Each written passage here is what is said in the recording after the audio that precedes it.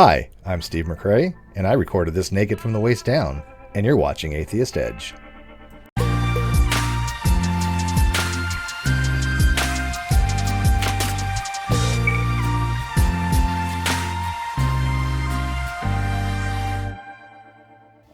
All right, welcome back, guys. I'm here with Caleb. We met just how long ago? Wednesday, actually. Oh, just a couple days ago. All right, and so you were talking about something that intrigued me. What do you do for a living, first off? So I'm actually a licensed chemical dependency counselor, substance abuse therapist for adolescent treatment. How long you been doing that? About 3 years now. Now, what made you decide to go into this field? And eventually we're going to get to talking about how, is there a secular alternative to this kind of... Right, yeah, I guess the main issue that I kind of run into with substance abuse treatment as I'm drinking my stout beer. Ooh, that's oatmeal stout? Yeah, it's absolutely delicious. Oh, shoot, you got some more back there? Yeah, I got a whole six pack for you. Partake? Have as many as you want. I brought some beer. I can't say the name on camera. Yeah. Aaron that he has stout beer.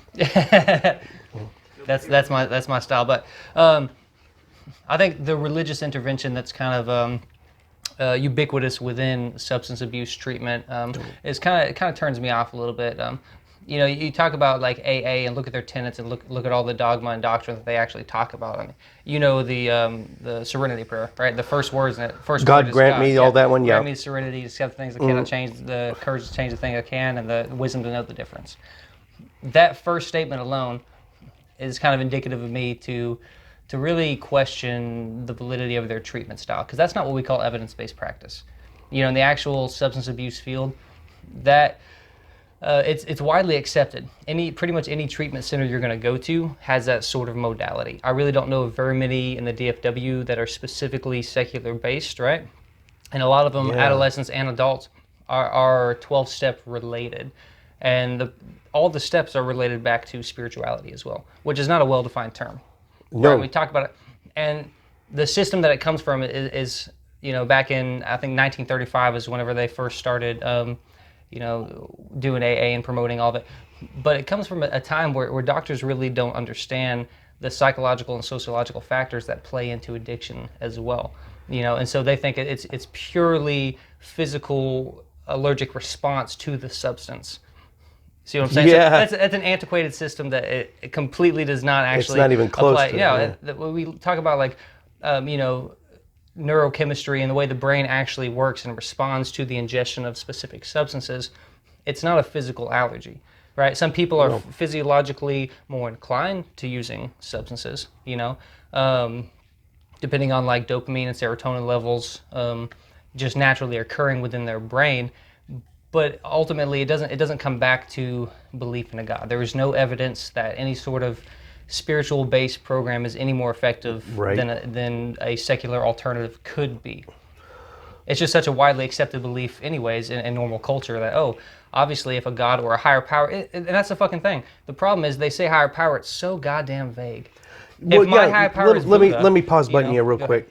So higher power and spirit, earlier you said spirituality, and I always say you get 100 people that believe in spiritual or spirituality in a room, and you ask them individually, what does it mean? You're going to get 100 different explanations, 100 different answers. More than that. Yeah. So is the program that you're a part of, is it faith-based? I'm assuming it is. Yes, it is. Do you think it's effective nonetheless, or could it be more effective if we took a faith out of it? Or I think for the individuals, the adolescents that are in my program, it's sad to say it's part of the normal culture, for them just to accept that.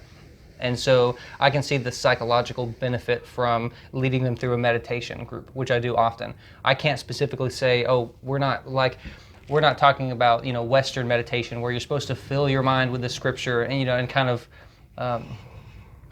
it implies spirituality. See what I'm saying? In the sense that they're trying to believe in it. They direct it that, they go down that path, but it's not necessary. I don't think it is. No. There is a meditation that doesn't involve that. I will concede that prayer is a form of meditation, but you're but it's not the only you're one. attributing it to a spiritual factor, which may not be the case, right? And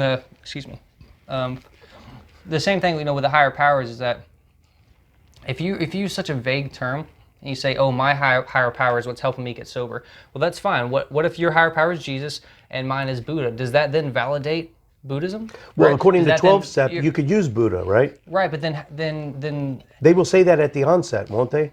You don't have to believe in God. You just have, like my dad, he went through the program, I think, more than once. He told me, and this is back, my dad and mom were both heavy Southern Baptists.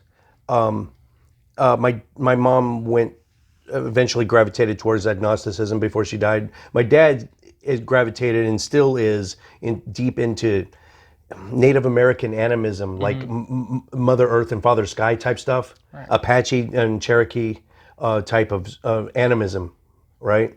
So he's not I don't think he would even identify himself as a Christian anymore. Mm-hmm. So when he went through this program, he said, I asked him about this higher power stuff. And he's like, well, it doesn't have to be the Christian God.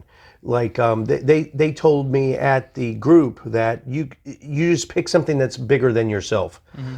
Your God could be, and he used a coffee can as an example. Your God could be this coffee can sitting right here. Yeah. I don't understand that. Like, do you trick your mind into thinking that coffee can is more powerful than you or bigger than you, or? Well, that's why I think the system itself is really, it doesn't have any place in treatment. We can talk about self-actualization, which is, I've heard you talk about Maslow's hierarchy of needs before, right? Mm-hmm. The very top, pillar, I guess, of that pyramid is self-actualization. You don't need spirituality to achieve that point. Right. I mean, look at anything that Sam Harris talks about. Yeah. I just use him as an example. But you can reach that point without claiming a God.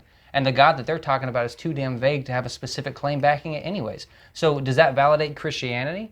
Right? Because the original founders of AA were Christians. Most people today in America that actually do AA, they at least call themselves Christians. They may not believe it genuinely, but that's what they identify as. And so if you're... think of it what about a Satanist? What if a Satanist wanted to go to AA, right? And that's their higher power is Satan. Well, yours is Jesus. Aren't we going to have a fucking conflict somewhere in there? Yeah. Well, it seems like the reason this is even part of the program is because inherently they need you to submit, to give up and give over your problems to something higher. It's an external locus of control, is what that's called. And external locus of control. I think that really reduces an individual's power to actually, take responsibility for their own life. It moves the responsibility. Yeah, it seems like it would be a counter to what you're trying to do. Yeah, and I mean that's. A big portion of it, too, is that, no treatment system that I've ever seen has a 100% success rate. Right. That comes down to the goals and motivation of the client or participant of whatever the program is, ultimately. But when you think about the actual mechanisms of treatment that they go through, AA is no more effective than not going to treatment at all, right? Going to prison and not having any sort of... Wait, what? AA... It's no more effective than any other system. Than not going to treatment, right? You think AA is as effective as just trying to do it on your own? I think so. Yeah, my personal belief. Really? Well, I mean, stats would back that up.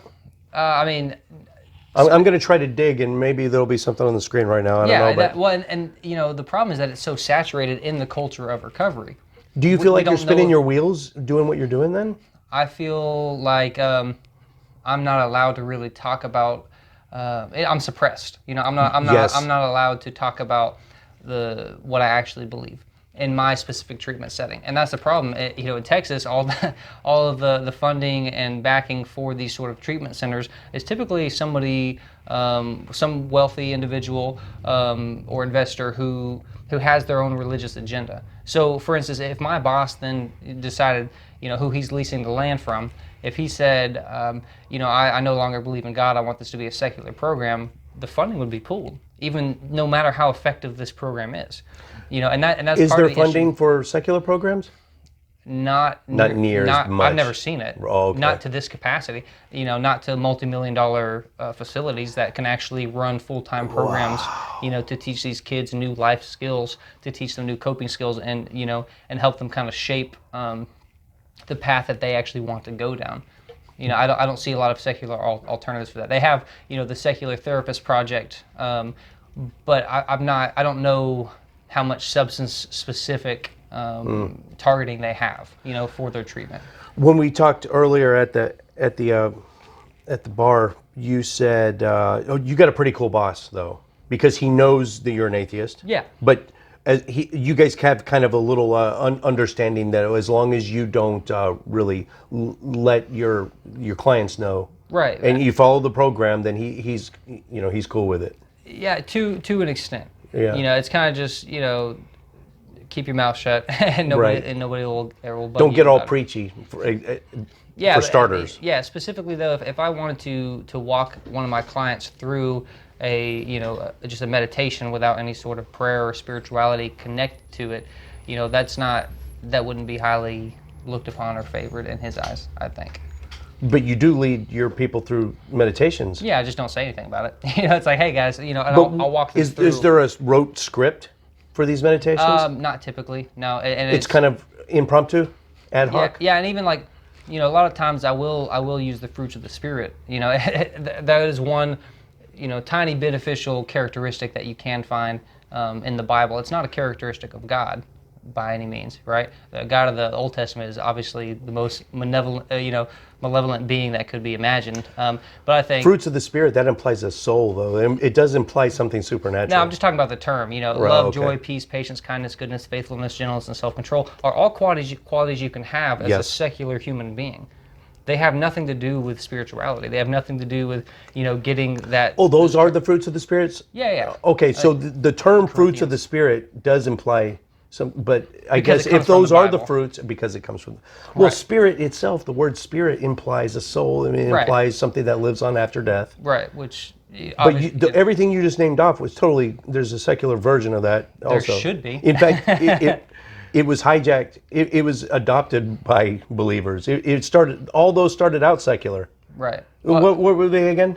Love, joy, peace, patience, kindness, goodness, faithfulness, gentleness, and self-control. Every one of those are qualities somebody could have. And are older than Christianity itself. Right. So, sociological means, Right. So, in the case of my dad, he said, you can believe in this coffee. Now, this is, I didn't think about it at the time, but I'm asking you, first off, do you get anyone that comes to the program that aren't Christian? Yes. Is there a way, what's your standard way to get? My standard to talk to them is to not do it in front of the rest of the community. Obviously, hey buddy. Basically, kind of take them take them, one-on-one to actually do a therapy session with them, kind of individualized treatment, and just talk about rational belief, and the way that they can improve their perception of self-actualization without the use of spirituality, and then. Talking about that, sometimes, I'm kind of forced to read through the Bible with my clients.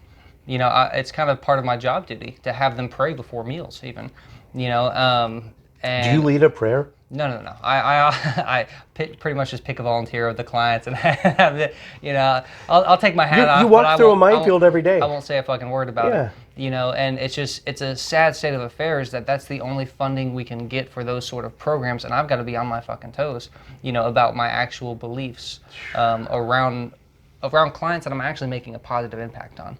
That was going to be my next question. You do feel like, even though it really put me on my heels when you said AA is no more effective, and this is coming from a guy who does it. I mean, that is in the business. Right. It's no more effective than just trying to do it cold turkey, even. I'd say so. Yeah. I mean, the stats that they pull, are what they say is AA is 100% effective. That's their words.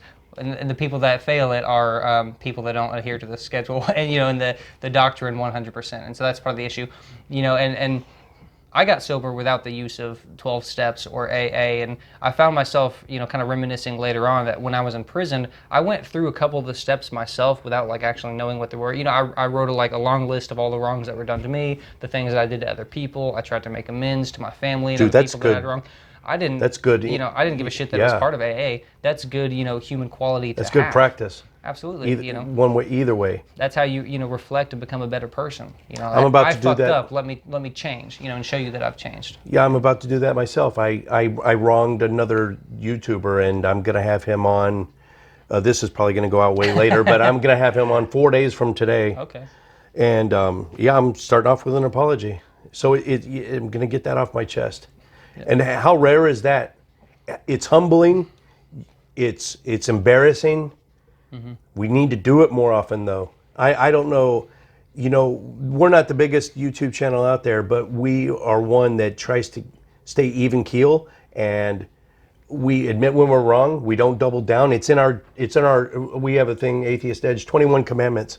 We got the Atheist Edge 21. We've learned a few things the years doing this. So yeah, I'm pretty proud of the fact that we won't double down and we admit when we're wrong. And I think if people did it more, it's a great way to go through life. Yeah, the thing with my dad with the coffee cup, the coffee can, it really got to me because for me, okay, let's assume for a minute that believing that coffee can is bigger than me and I can submit myself to this coffee can and it's going to help me get through this. If I could somehow, we're assuming that I can trick my brain into thinking that's true. We all know it's not true. I can't trick my brain to think that this cup is anything other than brown, you know? Right. And I've said this a million times, but you're lying to yourself if you think you can give over to a higher power when you don't believe in one to begin with. Yeah. And I mean, I think that comes back to people. You can't choose what you believe. You either are convinced of something or you're just simply not convinced. You know, I'm not convinced of the claims that the Bible's making. You know, it's not a choice. It's a realization. Yeah, and you can't. You can be convinced of something. You can kind of revert to your old decisions or attestations or whatever you believed in. But you can't literally pick and choose. Right. That's not how the human brain works. And if you're saying that a psychological trick by anthropomorphizing, natural phenomena, if you think calling something God, right, calling your fucking coffee cup God, you think that's going to do the trick, that says more about your psychology as a human being than about the actual spirituality of the 12-step program. How easily swayed you are, or how easily you can trick right, yourself. Yeah, absolutely. Naive, I guess. Right. Yeah, well, so we got Caleb we're going to be recording. Today's the first of many episodes for today's recording session. So we'll hope to have you back on later on today. Thank you. Thanks for Appreciate coming. That. Yes, sir.